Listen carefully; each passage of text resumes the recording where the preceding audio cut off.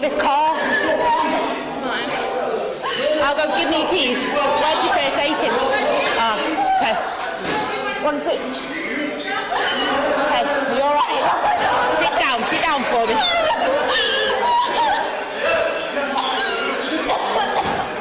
Early in the morning.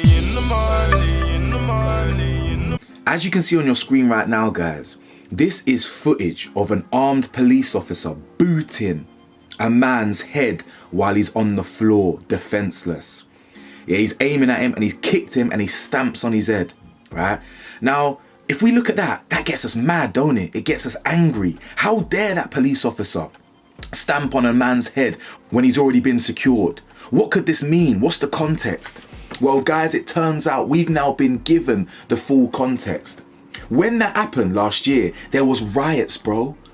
There was literally riots in Manchester because these riots saw that footage and they said this is police brutality. This is racism, right?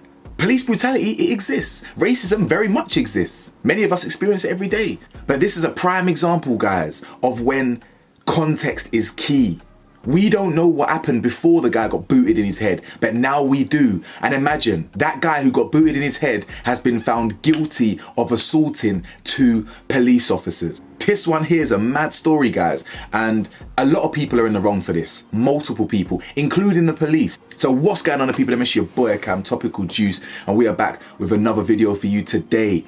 In this video, we're talking about the Manchester airport incident. Who's right, who's wrong? There's grey areas, bro. We all need to look at ourselves. So guys, I really appreciate if you sit back, relax, watch the video all the way through because it helps with the algorithm. I'd appreciate that. Press that like button. If you're new here or you keep coming back to the videos, you might as well consider pressing that subscribe button. It's free, you can always change your mind. Press the bell to be notified, and my Patreon link is in the description below. I've got a very, very, very important deep dive all about the New World Order and how the Middle East conflict ties in with that Masonic New World Order. You don't want to miss that one. Check it out. Now, I played a video at the start of this video. That was a police officer crying her eyes out, bloodied, bruised up, yeah, because she had been boxed in her face, dropped by the man that you saw getting kicked in his headpiece. So before the police officer wanted to practice his free kicks and practice his penalty shootouts using my man's headpiece, that guy who had his head bounced off the guy's foot was punching up police officers. But how did we get there? So the 2 gentlemen, I think they're Asian dons, the 2 Asian donnies, yeah, they were going to the airport to go pick up their Marge. They've gone to the airport to pick up Mumsy. They pick up Mumsy. Their emotions are high, they're happy to see each other. But wait, Mumsy's got a face like a slapped ass. What's wrong, Mumsy?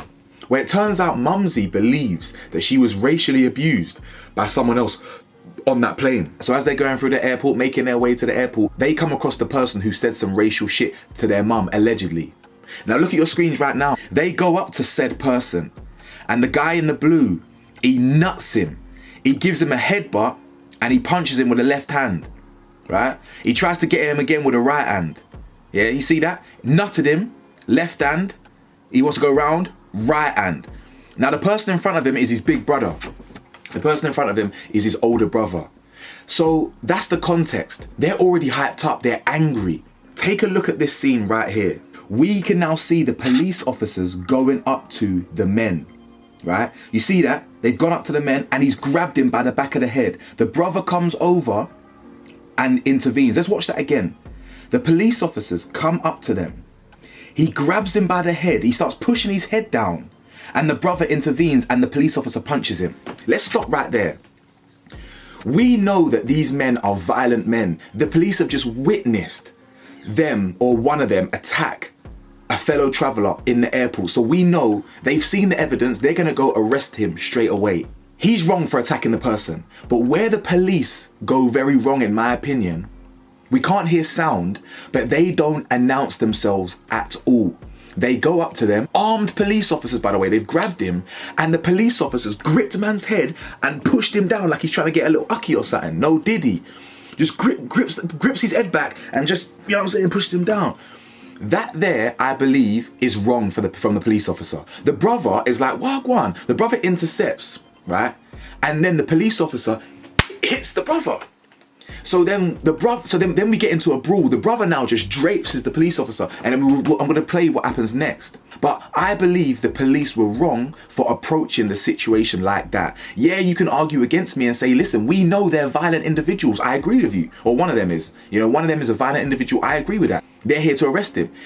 Arrest him then. Say, excuse me, mate, we've just seen something on CCTV. You're under arrest. Right? Don't be kind of bum rushing the guy and then gripping man's head back, because they're caught off guard. And the reason why I'm valid in thinking the way I am thinking is because the older brother got found not guilty. They want to try the older brother for attacking another police officer, but he got found not guilty. They watched the jury watched the CCTV we did. We've all seen the very same CCTV. The police officer was wrong for taking that approach, being all gripping my man up. But let me actually play a little bit of a clip from Tanks' video, because he's got a censored version and I like his commentary. So let's see this next clip, what goes wrong. And now you've got this officer here, the unarmed officer here, holding onto his arm, trying to arrest him. This other armed officer, she's now focused on this guy because he is in a scuffle with her colleague. And look at this. He starts viciously punching an armed officer. He punches an armed officer and then knocks this female officer down. Look, she's armed. Like, if this was in America, bro, you would be dead, my guy. You would be dead. You'd be in a spliff right now. So exactly what Tank said, you would be dead if that was America. You punched an armed police officer and lived to tell the tale. Woo-hoo! You're a brave man. That's what happens before the man gets kicked in his head. He has knocked down 2 police officers. One police officer has a broken nose. The one that you saw crying or bloodied and beaten, that was from that left hook that he gave her, that dropped her. Right, she's proper crying, got banged out properly. The other one, the blonde one, she stood on business. She took a couple licks, fell on the floor, and then she tasered my man. But just before she tasers him, he gets into a ruckus with the police officer, who ends up kicking him. So he ends up getting into a ruckus, gets the police officer kind of stumbles on the floor. He's tasered now because the blondie's tasered him, and the guy then stands up and kicks him in the head. Is the police officer right for kicking him in the head? Absolutely not. Does it say in the police manual when a man is detained, or not, inebriated is not the wrong word. What's the word that sounds like inebriated but means like detained or whatever? Inebriated is like drunk. But either way, you know what I'm trying to say. If a man is in that position and he's tasered and he's harmless now, obviously he's caused harm, but he's harmless, and you boot him in the head, I don't reckon that's in the police manual. I think you're wrong for that. But when we look at the wider context, can you really blame him? I think he's wrong, definitely. Definitely, I think he's wrong. But can you blame him? It's illegally wrong to steal food and steal drinks. But is it wrong if you steal food and drink to feed your starving family?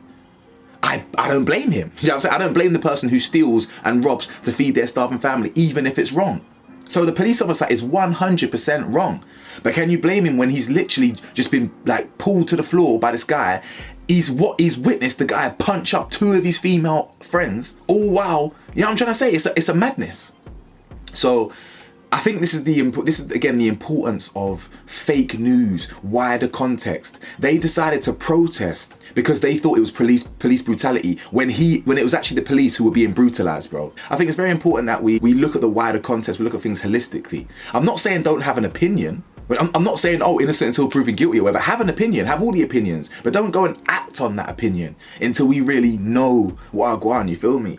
Because now we're championing, or we were championing, I wasn't to be fair, but a lot of people were championing these men as martyrs, as heroes, yeah? Survivors of police brutality, all while punching up 2 female police officers. It's a madness. Anyway guys, let me know your thoughts, man. Keen to know what you think on this one, but stay safe always, stay blessed always, stay vigilant always. Peace.